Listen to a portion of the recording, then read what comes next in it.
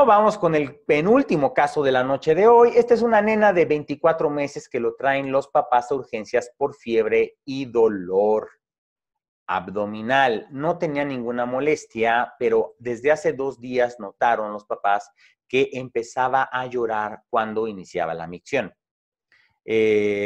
Antecedentes personales, hace un año tuvo una IBU febril, tuvo fiebre que resolvió con antibióticos. Hoy se asustaron ambos, ahorita te contesto, Pablo. Hoy se asustaron ambos al ver que cuando orinaba salió sangre y olía mal la orina.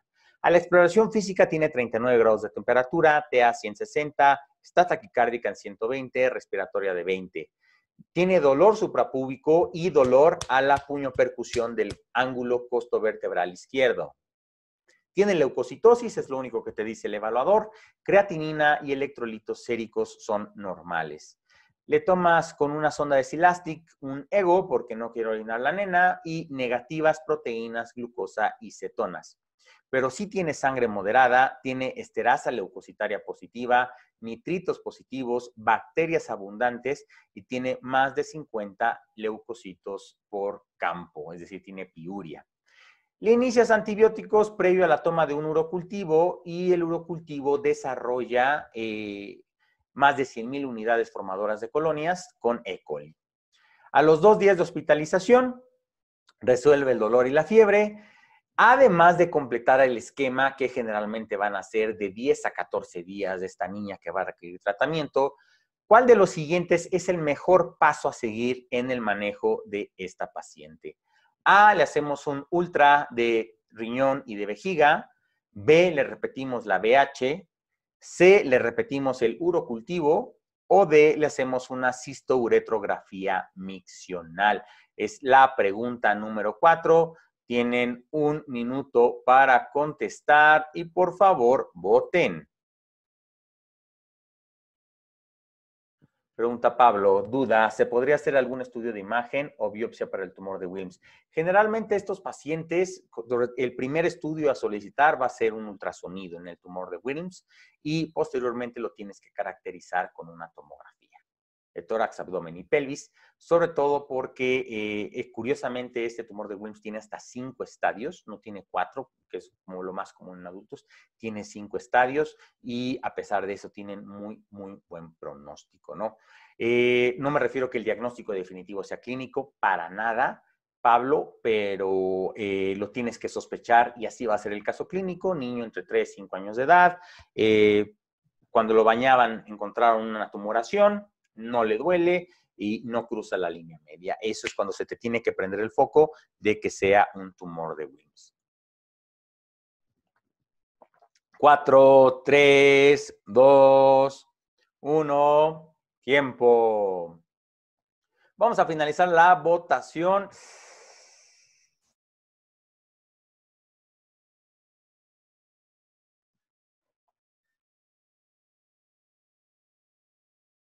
La respuesta correcta es hacer un ultrasonido renal y de vejiga. ¿Algún porcentaje de ustedes pusieron una cisturetrografía miccional? Seguramente sí lo van a hacer, porque ya es la segunda IBU de repetición febril de este paciente, pero ¿qué es más fácil de programar y de hacer en ese momento? ¿Cuál es el mejor siguiente paso? Recuerden, no quiere decir que estas cosas no las volvamos a hacer. De hecho, tienes que repetir el urocultivo después de que dos semanas de que terminó el tratamiento. Todas estas cosas las vamos a hacer eventualmente, pero recuerden, es el orden, es el orden. Entonces, lo que está más sencillo de hacer, donde no tienes que apartar sala de fluoroscopía, que está mucho más disponible en cualquier centro de salud, es un ultrasonido. Entonces, el mejor siguiente paso en este paciente de IBUS de repetición es realizarle un ultrasonido renal. Ok, entonces voy a dejar de compartir. ¿Por qué no le repetirían la BH?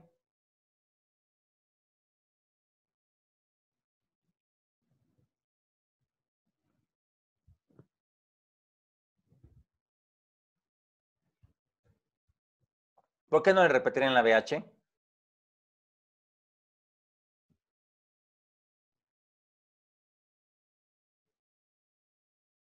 ¿Ya se durmieron?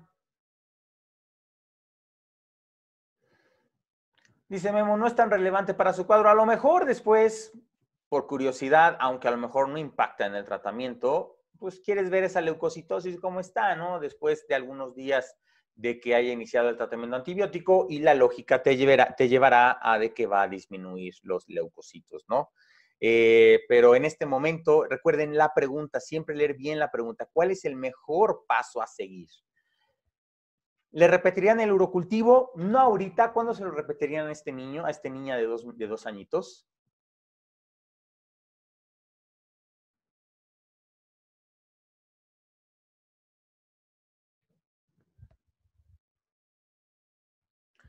Dos semanas generalmente con los niños sí somos, a diferencia, por ejemplo, de los adultos, generalmente 2 semanas, algunos dicen que un poquito más, pero después de que terminó esquema de antibiótico, que no les gusta a los infectólogos que digamos eso, tenemos que repetir para corroborar que el paciente se esterilizó su orina, ¿no? Que bueno, ese concepto de que la orina es estéril ya está cambiando un poco y dentro de unos 3, 4 años ya no hablaremos de esterilidad de la orina, pero bueno, para fines prácticos y de este examen nacional, la orina es estéril, ¿no? Y la cisturetrografía miccional, ¿por qué no sería el mejor siguiente paso a seguir? Sí la vas a hacer, lo más probable es que lo hagas, pero ¿por qué no es el mejor siguiente paso a seguir? Dice Pau, no es lo más accesible, primero vemos si hay hidronefrosis, tiempo y dinero, el comentario de la 4T. Entonces, lo vas a hacer, probablemente lo vas a hacer. De hecho, dentro de los lineamientos de las guías te dicen ultrasonido y cisturetrografía miccional, sobre todo para descartar que no exista reflujo vesicoureteral.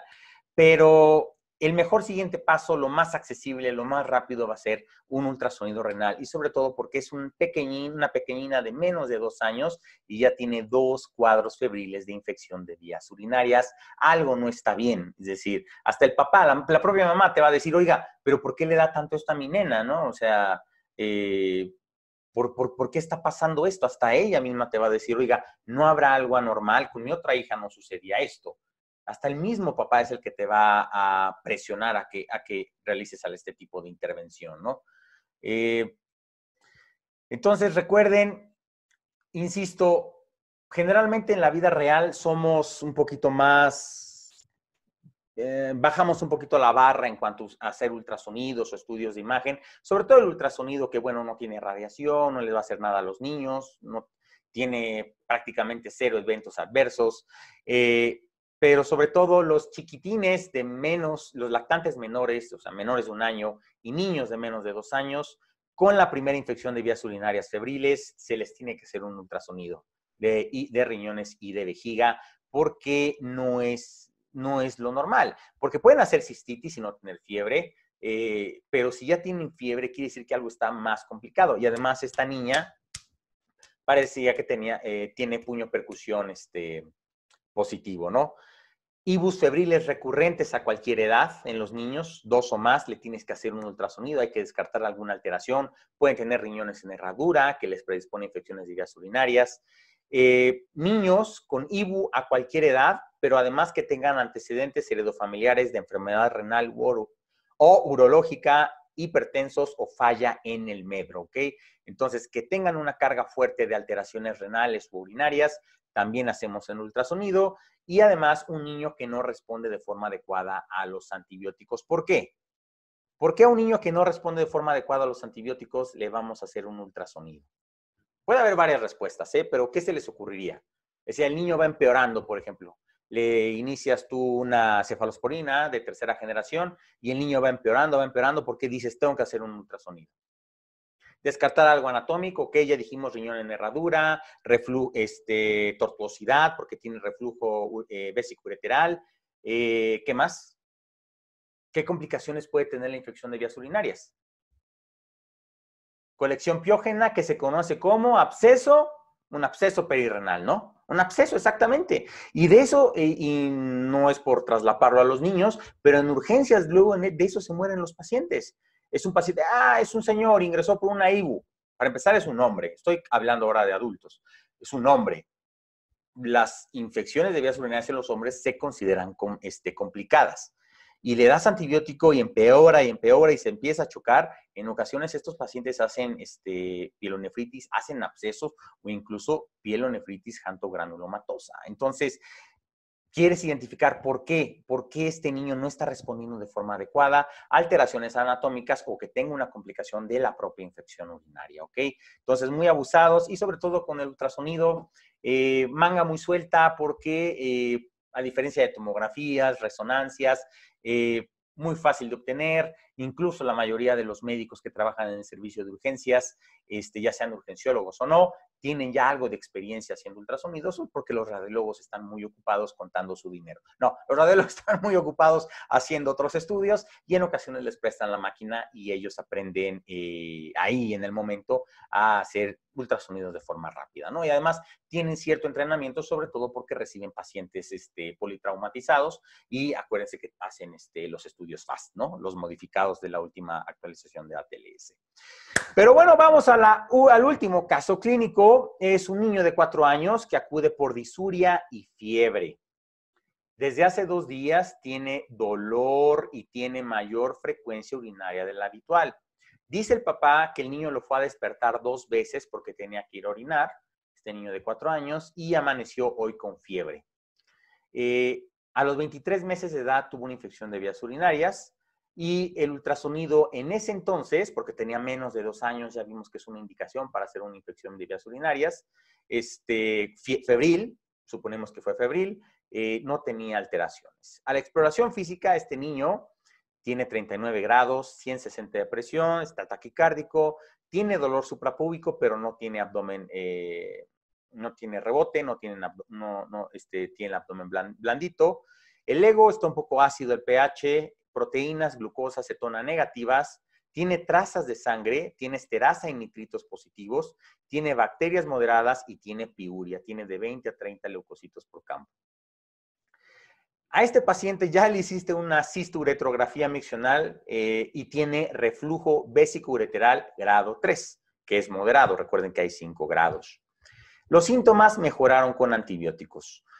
¿Cuál es la complicación a largo plazo si se deja sin tratamiento el reflujo vésico-ureteral? A, que le dé cáncer de vejiga a este pequeñín a los 4 años de edad. B, que haga un absceso renal. C, cáncer renal. O cicatrización renal, lo que se conoce como nefropatía de reflujo. Es la pregunta número 5. Tienen 1 minuto para contestar y por favor, voten.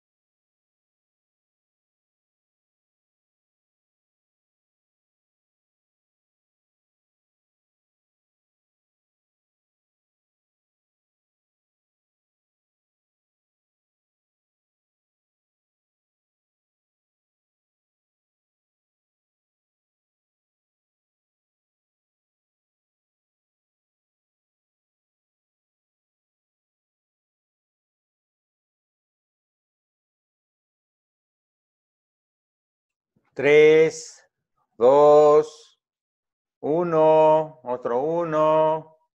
Y tiempo, vamos a finalizar la votación. Perfecto, ya dominan infecciones de vías urinarias en los pequeñines y sobre todo una causa predisponente que es el reflujo vésico-ureteral, que es una causa muy común de infecciones de vías urinarias en este grupo etario, diría nuestro pediatra Alfredo, ¿no?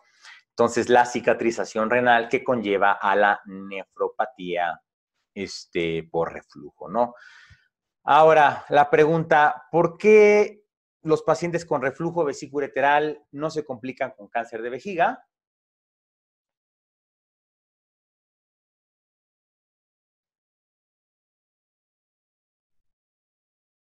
¿Por qué no?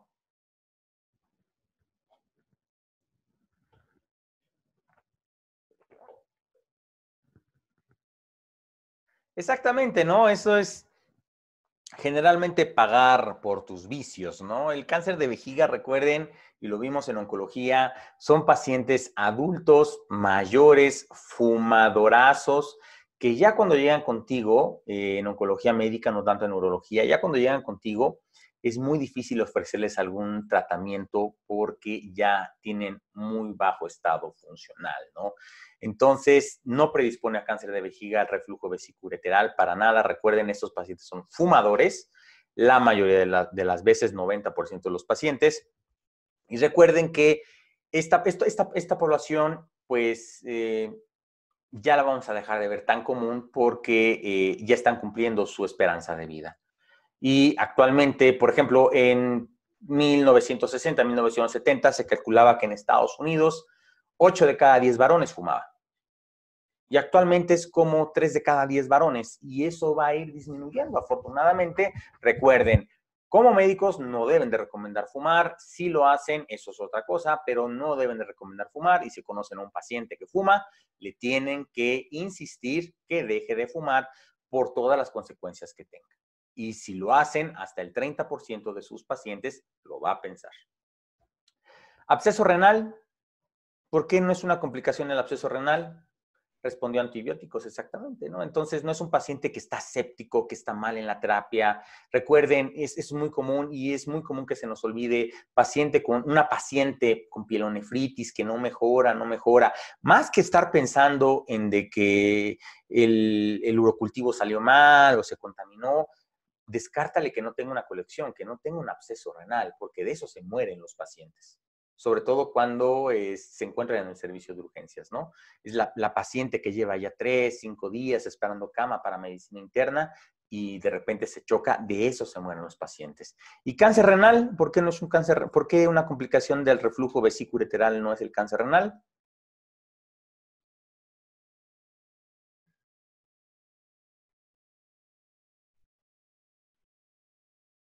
¿Por?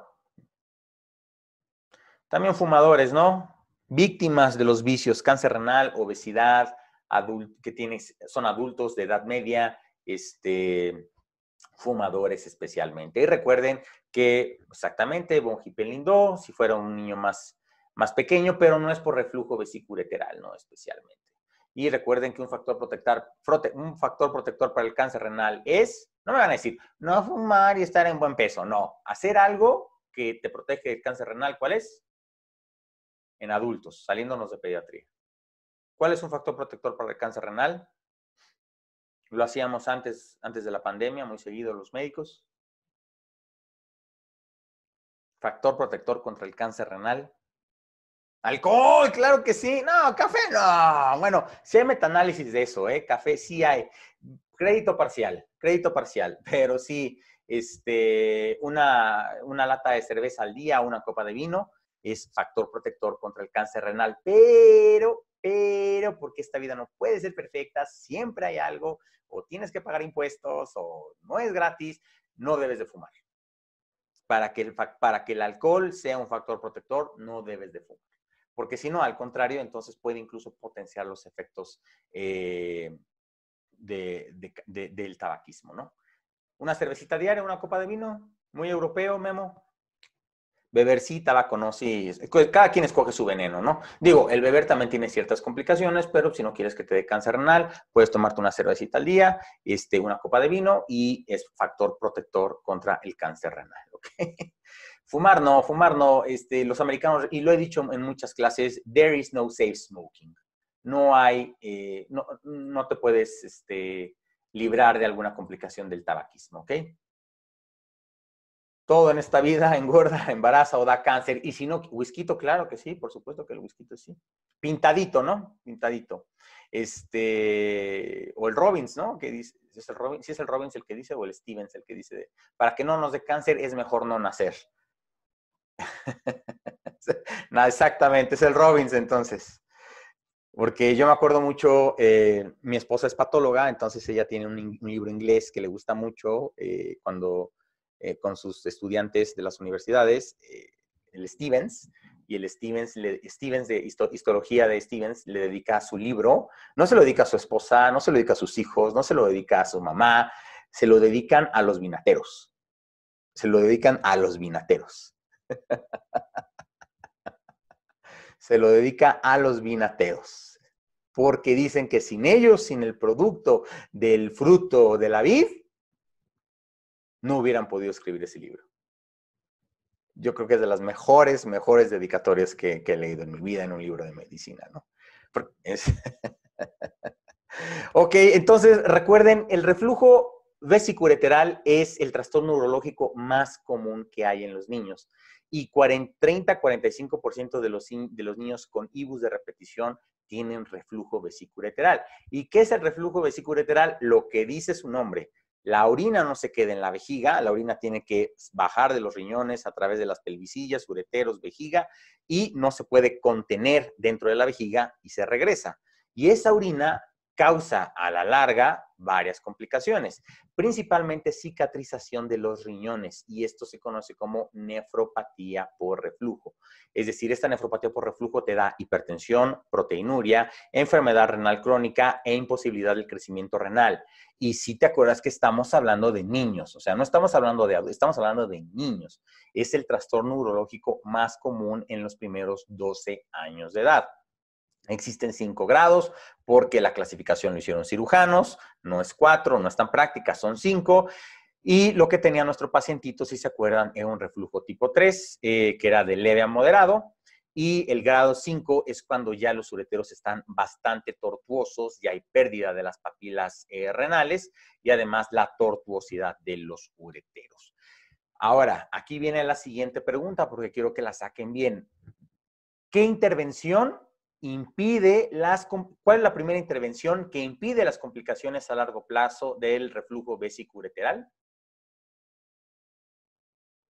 No, antibiótico, exactamente, antibióticos. Eso. Lo primero son los antibióticos profilácticos.